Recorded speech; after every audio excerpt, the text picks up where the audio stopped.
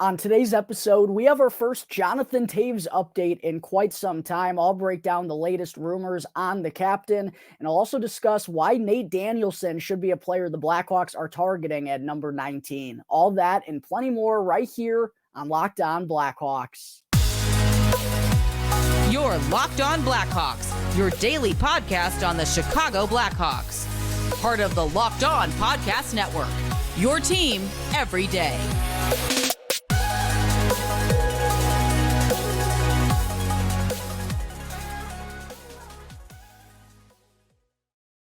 What's up, everyone? Welcome on into another episode of Locked On Blackhawks, part of the Locked On Podcast Network, your team every day. Today is Saturday, June 24th. I'm your host, Jack Bushman. Find me out on Twitter at Jack Bushman2, or you can also go and check out my Strictly Blackhawks account at Talkin' Hockey for all the latest Blackhawks news and updates.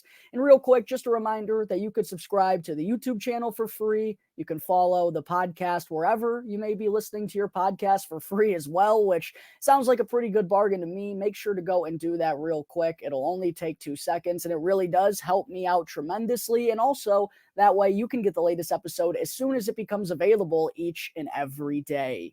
And I also wanted to let you know today's episode is sponsored by Game Time. Make sure to go and download the Game Time app right now to get all the cheapest tickets for the sports, music, comedy, and theater events near you.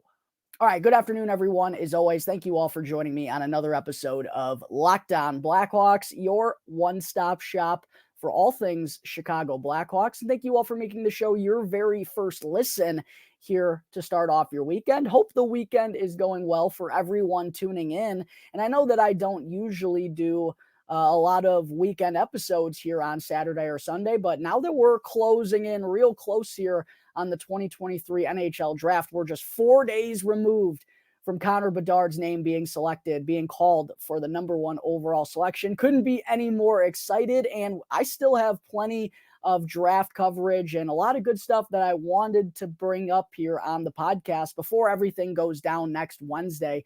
As you can all tell by the itinerary of the show, I will be getting into Bob McKenzie's final NHL draft rankings, and I'll also get into prospect Nate Danielson's 2023 NHL Draft Profile to wrap up today's show. Little spoiler alert. Make sure to stay tuned for that, because Nate Danielson is one of my favorite prospects that I've broken down thus far. But what I actually wanted to start off today's show with is a conversation about none other than the captain, Jonathan Toews, as, of course, for the first time in his long and successful 15-year NHL career, where he's won everything there is to win at every level that he's played at, he is set to become an unrestricted free agent for the first time come July 1st. As we know, the Chicago Blackhawks will not be bringing him back for next season. And all us Hawks fans were pretty fortunate to get that one final Toews memory in the last game of the season against the Philadelphia Flyers, scoring an awesome goal on the power play, redirecting a shot from Athanasiou right there in the middle, and then nearly having the overtime winner as well. What a fairy tale finish that would have been, but it also would have cost the Blackhawks the Connor Bedard sweepstakes in hindsight. So while at the time we were all pretty heartbroken that Toews didn't get the OT winner, it actually worked out for the best, and we'd let that happen again if we could do it all over. But obviously, there's been a lot of talk about Jonathan Toews here as of late, and the reason why we were so lucky to get that last vintage Toews moment at the UC was because he missed a significant chunk of the second half once again following the NHL All-Star break. There were reports that, Toews wasn't feeling like himself. He was feeling lethargic, and it was just a battle for him to get on the ice every single day. And then Toews, as we all know, most notably missed the entire COVID-shortened 2021 season as a result of being diagnosed with chronic immune response syndrome, just kind of an umbrella term there, and also dealing with some post-COVID symptoms and what as well. And even before, this season where we saw some resurgence from Jonathan Toews in the first half, there have been conversations for quite some time now regarding what Jonathan Toews is going to do once his contract with the Blackhawks expires. Is he going to elect to go to another team, or is he contemplating retirement? And we did hear Toews himself speak out in an interview, a presser at the end of the season, saying how, he's thought about all of the things that he's kind of had to pass up on because he's played hockey his entire life, and how entertaining some of those things, certainly does sound enjoyable. So at the very least, retirement is on the captain's mind. It is something he's considering at this very point in time. And it's kind of left for a weird dynamic for all of us Blackhawks fans to discuss, because I know I'm not the only one who feels this way. I know there are a lot of people out there who are like, with Jonathan Toews having the first half that he did last year and kind of proving to everyone that he could still do it at a high level, after, the first half of the 2021-2022 season was brutal for him. Didn't score in 25 games. He did wrap up that season on a high note and picked up right where he left off at the beginning of this year. I think he actually had 7 goals in the first 11 games of the year. So proving everyone wrong, and also proving to himself that he can still do it at the highest level. He also led the NHL in faceoff percentage this season with the best faceoff numbers that he's ever put up. So for us Blackhawks fans, it's like, man, is Jonathan Toews we all know what type of guy he is, what type of a competitor he is mostly. It's like, is he really going to call it quits right now? But it's not so about what his mind is capable of. And I'm sure it's got to be frustrating to Jonathan Toews because, as I just referenced, we know what type of intensity and fire he plays with. And he's a guy who mentally can get himself through things, can will himself through some things. And I'm sure after having the first half that he did last year, to start feeling bad again and have to step away from the ice, I'm sure it was pretty deflating because he did have a good first half of the season. I'm sure his mind, I don't have any doubts that Jonathan Toews wants to be playing hockey, but now it's just about what his body tells him. And can his body hang in there for a full 82 game campaign? Is he going to be able to be on the ice consistently? It's not about his mind anymore. We know his mind can power him through whatever, but it's whether or not the body will cooperate at this point in time. And also you got to wonder the legacy that he's leaving here in Chicago, being here for all 15 years of his career, one of the best players in franchise history, arguably the most successful player considering what he's done at every level and the impact that he made immediately when jumping up to the NHL level. And knowing the type of guy that Jonathan Toews is, I'm sure all that stuff is really meaningful to him. And I'm sure he has thought about that from time to time. But that takes us to our update that we got on Jonathan Toews. Sorry for that ramble there a little bit. But we did hear from Frank Saravalli on Friday afternoon that Jonathan Toews' agent, Pat Brisson, who's also the agent for Patrick Kane as well, said that Toews will not be a day one free agency signing, and he is still deliberating his future and whether or not he wants to continue playing. So kind of similar to all of the trade rumors that surrounded Jonathan Toews going into this year's deadline. Not the most exciting update, but we do know that he still hasn't come to a conclusion one way or the other, but we know he's not going to be signing once the free agent market opens on July 1st because he's still kind of figuring it out himself. And I'm sure this conversation that I'm having with all of you, Jonathan Toews is probably having in his brain, like, man, I played so good in the first half of the year. Look at the numbers I did at the dot. I know I can make an impact on this game still, but this body is killing me. And it's, I'm sure, a very tough decision. And obviously it is because he hasn't come to a conclusion as of this point. We're a week away from free agency. So not sure exactly still what Jonathan Toews is going to do. But one thing Frank Saravalli did mention in his article was that if Jonathan Toews does decide that he still wants to play and does elect to go and play for another NHL club, there are going to be a lot of suitors out there, particularly on Stanley Cup contending teams, because, and I'm sure that's where Toews would want to go too. He's not going to want to go sign on some bottom feeder. Probably didn't want to stay with the Blackhawks either. But he's able to sign a 35 years and older contract, which is basically all bonus incentivized. So even if he's not capable of playing the full 82 and his body kind of gives out on him at some point throughout the season, it's not going to hurt whatever team he would sign with all that bad financially, because it's a bonus incentivized contract and he's going to have to hit goals and such in order to make a certain amount of money. So even if Toews does come back, it sounds like, there are going to be a lot of teams having some interest. So it's going to be curious to see what Jonathan Toews ultimately decides to do, but there will be interest in him if he does return. The only question left is, will he? All right, Hawks fans, there is our first update on Jonathan Toews in quite some time. Coming up in just a moment, I will get into TSN's Bob McKenzie and his final 2023 NHL draft rankings. But first, I got to talk to you all about Game Time, which is the perfect place for last-minute ticket deals. And buying tickets to your favorite events shouldn't be stressful.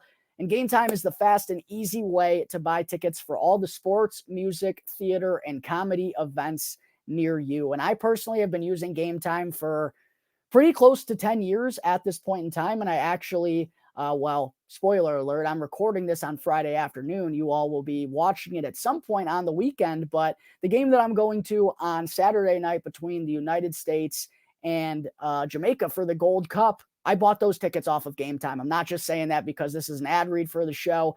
It's always been the spot where I get my tickets.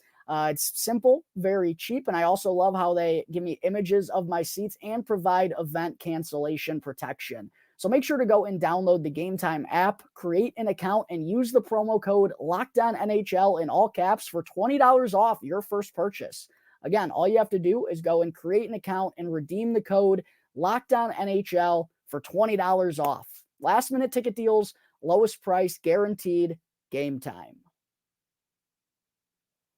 All right, we're back here on the Locked On Blackhawks podcast, part of the Locked On Podcast Network, your team every day. Real quick, if you haven't done so already, if you're still tuned in to this point of the episode, first, let me say thank you very much for all your support. Please make sure you're subscribed to Locked On Blackhawks if you haven't done so already. I got some awesome stuff coming up ahead of the 2023 NHL Draft. I'll also have a ton of good stuff covering potential free agent finds for the Blackhawks.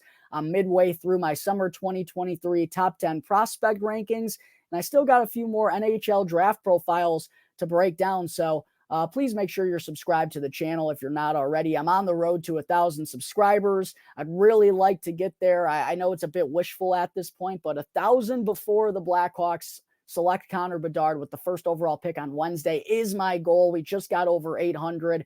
Please do me a favor, hit that subscribe button. It takes 2 seconds, and I greatly appreciate all of your support.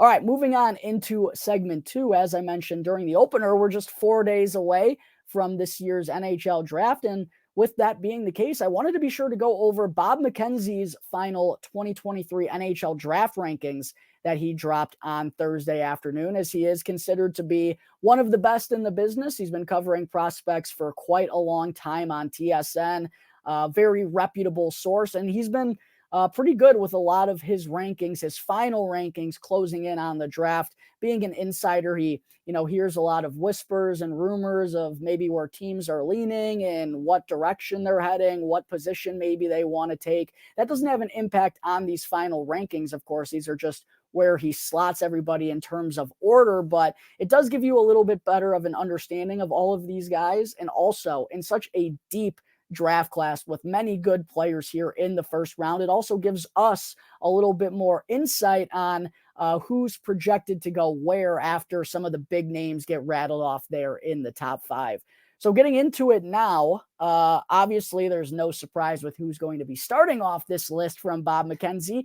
It's Connor Bedard, number 1 from the Regina Pats, obviously going to be the number 1 overall pick. Don't you worry if you're a Blackhawks fan out there and you're concerned that they're going to, pardon my French, fuck this up. They're not. Don't worry. I guarantee you Connor Bedard's the pick. End of story. Number 2, also not a surprise here from Bob McKenzie, none other than Adam Fantilli, who would have been a surefire number 1 overall selection had Connor Bedard not been in this year's draft. Just put up absolutely ridiculous numbers for the University of Michigan. Good size, big kid, lots of skill, lots to like about Adam Fantilli. I'm very excited to watch him develop these next handful of years as well.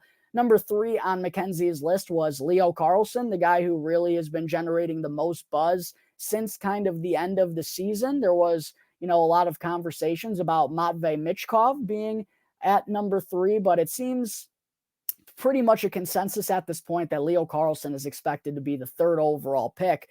It's going to be interesting to see what happens at number 4 and number 5. Matvei Michkov is a player that's been highly touted for a couple of years now. Sure, there are concerns about whether/if he'll ever come over to North America. Usually with high-end prospects, you do see that happening. It just sometimes it might take a couple more years than the organization would really want. But in terms of rankings, that shouldn't have an impact. So it was interesting to see Bob McKenzie go with Will Smith out of the United States Development Program at the number 4 spot, and then Matvei Michkov at number 5. Very, very interested to see how this 3 through 5 is going to sort out. But the top 5, for the most part, we know which 5 players essentially are going to go in the top 5, barring anything crazy. And this is the NHL draft. You do get crazy time and time again. That's why we all absolutely love it, right? But that is the highly anticipated top 5. Here's where it gets interesting at pick number 6. At 6th in Bob McKenzie's rankings, he had Ryan Leonard, who is someone I actually have broken down here on the Locked On Blackhawks podcast, and not surprising that he was my favorite prospect that I have broken down. It's understandable why he's it's a conclusion basically that he's going to be a top 10 pick and could even be the first to go outside of the top 5. So makes sense to see Ryan Leonard that high. Dalibor Dvorsky comes in at number 7, and quite honestly, when I covered him, and it's tough because there's not all that much. I don't have access to all the footage that some of these draft scouts do, and I only get to watch certain videos and read certain things and see certain clips, but I really wasn't all that impressed, quite frankly, with Dalibor Dvorsky. So we'll see. Obviously, I could be biting my tongue about that in a couple of years' time. I just wasn't all that impressed with him. So interested to see him at number 7. Coming in at number 8, the top defenseman in this year's draft by all accounts, David Reinbacher, a big kid. He's at number 8. Zach Benson at number 9. And of course, this is kind of the range where if the Blackhawks were to trade up in the top 10, this is kind of where you would expect it to be at number 9 or maybe at number 10 or just outside at number 11. So Zach Benson is the guy who comes in at number 9, someone I actually have not gotten the chance to break down, but I do like his game. And he was someone who was right up there with Ryan Leonard outside of the top 5 just a couple of months ago. Coming in at number 10, we have Gabe Perreault, one of my favorite prospects that I've broken down. His father, Yannick, has Blackhawks ties. He's been a development coach here for quite some time. One of the best face-off men, actually statistically the best face-off man of all time. Seems like with all the buzz around Gabe Perreault, the Blackhawks would probably have to trade up in order to get him. He comes in at number 10 for Bob McKenzie. At number 11, we have Matthew Wood, a big kid out of the University of Connecticut, someone that I've been very interested in, and I do have a feeling the Blackhawks will probably have to trade up in order to get him as well. I think someone is going to take a chance on his size and skill. Colby Barlow at number 10, outside of Ryan Leonard, was the favorite prospect that I've broken down on my channel, and I even would have him slightly above Gabe Perreault and Matthew Wood. I do think those 3 are kind of in the next tier, though, clearly behind Ryan Leonard, if I had to kind of say how I'd shake it out at this point in time. So Barlow comes in at number 12. Oliver Moore, someone who a lot of people had going at 6, 7, or 8. He's kind of fallen in a lot of people's rankings. Down here at number 13 for Bob McKenzie, Axel Sandin-Pellikka, one of the best names in this year's draft, one of the best defensemen as well, highly anticipated to be the second defenseman off of the board. He's at number 14. At number 15 is Braden Yeager, someone who a lot of Blackhawks fans in my comment section have been asking for me to cover. Don't worry, I promise I will get to Braden Yeager before Wednesday's day 1. He's at number 15. At 16 is today's draft profile that I'll be getting into, Nate Danielson. I think there's a lot of things to like about him. He comes in at number 16. At number 17 was yesterday's draft breakdown and forward Samuel Honzek. Big size, lots of skill, good puck handling for a guy of his stature. A lot to like with Samuel Hanzek as well. At number 18 is Otto Stenberg out of Sweden. 19 is Dmitry Simashev, a defenseman out of Russia, I believe. I hope I'm not wrong about that. At 20 is Tom Willander, another defenseman. I personally don't think the Blackhawks are going D in the first round unless they trade back in for a third first-round selection. I do expect them to take a right-handed defenseman either in the second or third round, though, along with probably a goaltender if I had to guess. Number 21 was Callum Ritchie, who I broke down just a few days ago as well. Seems like maybe not the highest ceiling player, but a pretty good chance that he's going to be an NHL center. Daniil Boot comes in at number 22 on McKenzie's list. I personally wasn't all that intrigued breaking down Daniil Boot. At 23 is Mikhail Gulyayev, one of the best names in this year's draft as well. And of course, he's a defenseman, just like Axel Sandin Palika, Gulyayev was at 23. Edward Chalet, another good game. It looks like Sail, but no, it's Chalet, I promise. He's at 24. Another guy that Blackhawks fans have been asking for me to break down is Quentin Musty. He comes in at 25. I promise I'll get there as well. Quentin Musty and Braden Yeager are two guys I guarantee I'll do prospect breakdowns on before day one of the NHL draft. Theo Lindstein next is at 26, another defenseman. Andrew Crystal. Look, I'm not taking him at number 19. Maybe, I don't even know if I'm taking him in the first round. There is a lot to like there. I know he has ties to Colton Dach. I know he has ties to Connor Bedard. I think it would be a reach for the Blackhawks to take him in the first round. He was at 27. Defenseman Oliver Bonk was at 28. Ethan Gauthier is at 29. Gavin Brindley out of the University of Michigan, who I broke down, is at number 30. Bradley Nadeau, another guy who I broke down, is at 31. And then kind of surprised personally to see Riley Heidt at number 32, also one of my favorite prospects that I've broken down here on the show. If Riley Heidt is available in the late 30s and I'm Kyle Davidson, I'm trading back in to get that kid. One of the most productive players in the WHL this past season, can play at a high speed. I think he's exactly what the Blackhawks are going after. So obviously, though, this is just Bob McKenzie's draft rankings. It's not the end-all, be-all, and there are a lot of various sources and rankings and draft scouts out there. So this is just one. It's not the end-all, be-all, like I said, but it is always interesting to see what an insider like Bob McKenzie is thinking ahead of the 2023 NHL draft. All right, Hawks fans, speaking of the 2023 NHL draft, don't go anywhere, because coming up in just a moment, I still have to get into Nate Danielson's 2023 NHL Draft Profile. But first, I need to talk to you all about Bird Dogs. And if you're looking for fit, comfort, and versatility, then look no further than Bird Dogs. I personally love their stretchy fabric that makes me extra comfortable in both their shorts and their pants. And they give me the freedom that I need to wear them wherever, whether it's on the golf course or to a work meeting, or even when I'm just relaxing and hanging back with friends. I can wear them anywhere I want. And in terms of formal attire, I personally hate dressing up and wearing the tight button clothes. I hate feeling all compressed, but I never have that problem with Bird Dogs. Bird Dogs makes it so easy. So make sure to go to birddogs.com/LockedOnNHL. And when you enter the promo code LockedOnNHL in all caps, they'll throw in a custom free Bird Dogs Yeti style tumbler with every single order. Again, all you got to do is use the promo code LockedOnNHL in all caps to get a free tumbler with every single order. Bird Dogs, the comfiest shorts and pants in the game. All right, before I wrap things up on the show today, folks, I do want to let you all know about the giveaway that I'm having right here on Locked On Blackhawks. Help me out. As you all know, probably by now, I've said it 87 million times, but I am on the quest to 1,000 subscribers on YouTube. And when I do reach that goal, I'll be having a giveaway on the channel. And all you need to do to enter is to subscribe to Locked On Blackhawks on YouTube, follow Locked On Blackhawks on Instagram, and just take a quick screenshot that shows you're subscribed to my YouTube channel and DM that to Locked On Blackhawks on Instagram. I actually just also posted several pictures, on Instagram showing a few things that will be involved in the giveaway, and the lucky winner will be able to choose one of those things, one item, I guess I should say, of their choosing. So make sure to go and do that real fast to help grow the channel and also to have a chance to win some cool free Blackhawks stuff.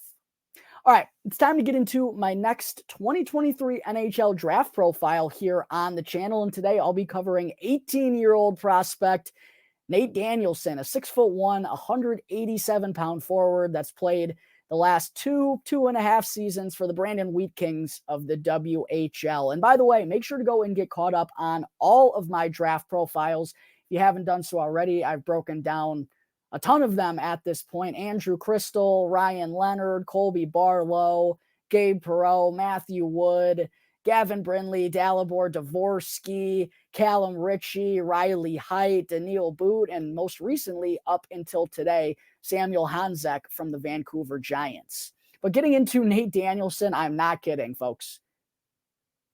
Might be my favorite player that I've broken down that is realistically in the picture at number 19. I said earlier, Ryan Leonard was by far the guy that I like the best. I also think I would put Gabe Perreault and Colby Barlow in a group a little bit ahead of Nate Danielson, but I also expect both of them probably not to be on the board at number 19. Nate Danielson is a guy who I realistically do think could be there. And there is just so much upside with this kid. First off, the first thing that stands out immediately is the skating ability. He is one of the best skaters in this year's draft, and that is really saying something considering how deep the first round of this year's draft is. And not only is it the top end speed and the acceleration, but it's what he's able to do with and at that top end speed. He's able to dangle through defenders, has some unbelievable stick handling, great vision, great intelligence, great hockey IQ, a really strong playmaker. All that together at that high level speed is honestly pretty scary. And I don't really know why some people maybe aren't as high on Nate Danielson as I am, because to me, it seems like he has all the tools. The one issue, and I've heard this from a couple of different sites, is that it's just such a deep draft year that he's a little bit lower. But quite honestly, I think he's a more intriguing prospect and has a higher ceiling than a lot of the guys that I've broken down here on this year's channel.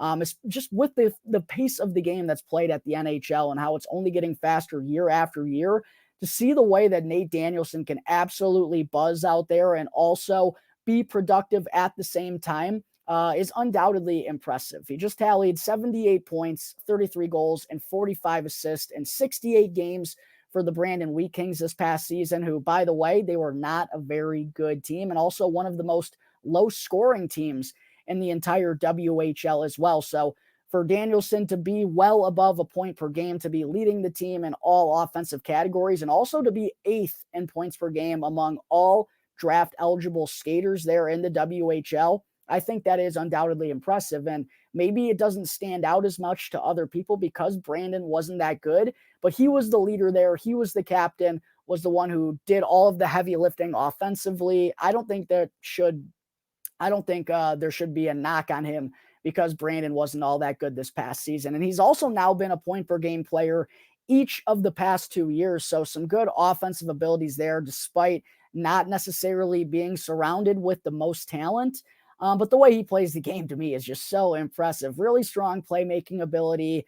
When you watch him in transition and on odd man rushes, he frequently gives his teammates tap-ins. He can thread the needle, really good passing skills, really good all-in-all recognition as well, while skating at such a high speed.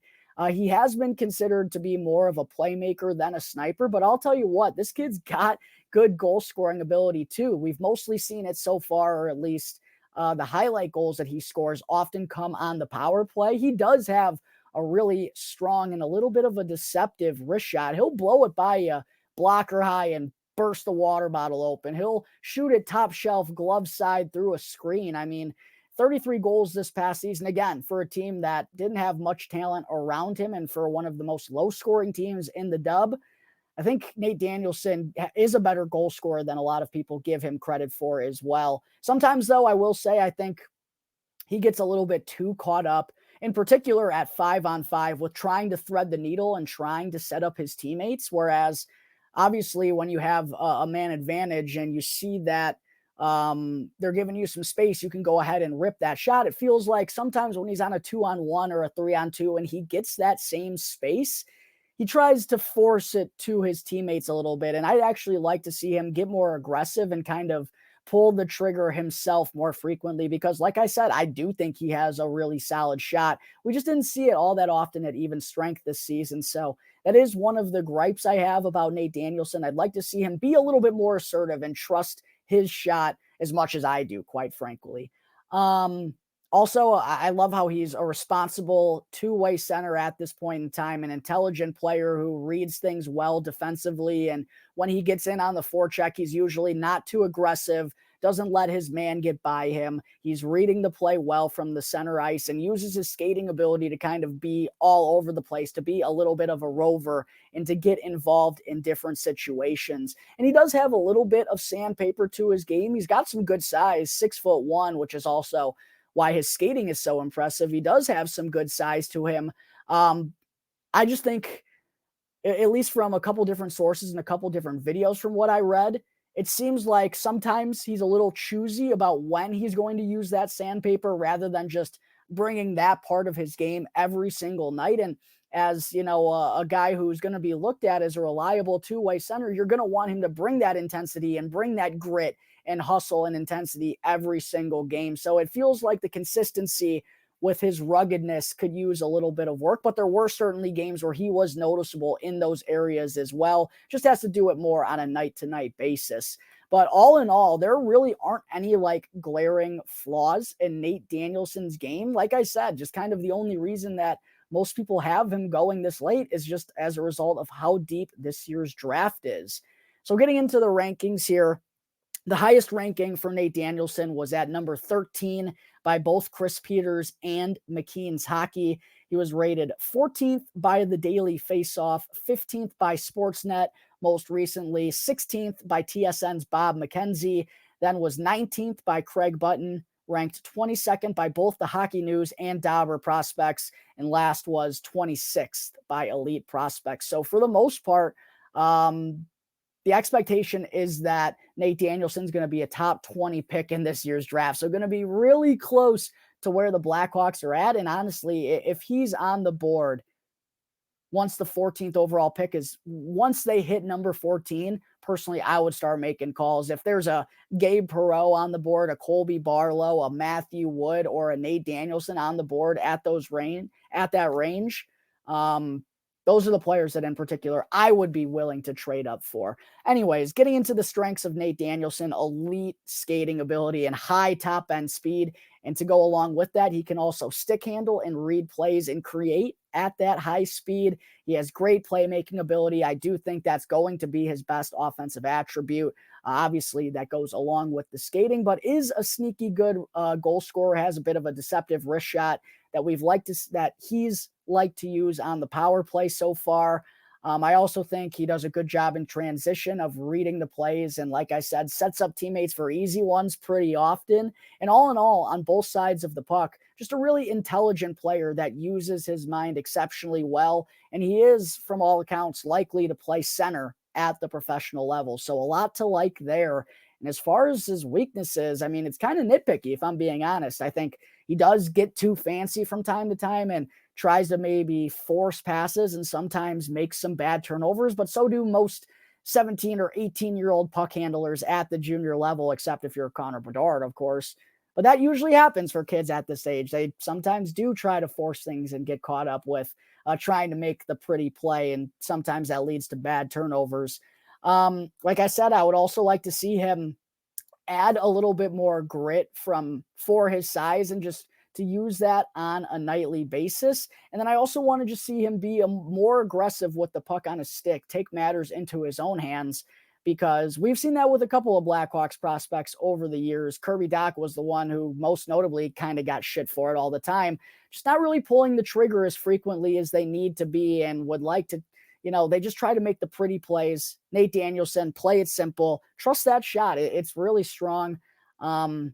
But yeah, those are the only kind of gripes that I have about this kid. So my consensus on Nate Danielson here is that he's absolutely someone that I would take with the 19th overall pick. And I would even consider trading up for him if he's available come number 14. I think there could be some options there for the Blackhawks. He's got high-end skating ability, which is what they want, intelligent players, which is also what we've heard what they want as well, responsible on both sides, good chance that he'll play center at the NHL level, a deceptive wrist shot, strong playmaker, great stick handler.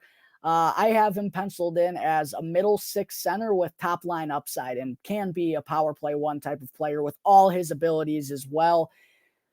Certainly one of my favorite players that I've covered here so far ahead of the 2023 NHL draft. I'd put Nate Danielson right in that same conversation, like I said, with Colby Barlow, Gabe Perreault, and Matthew Wood.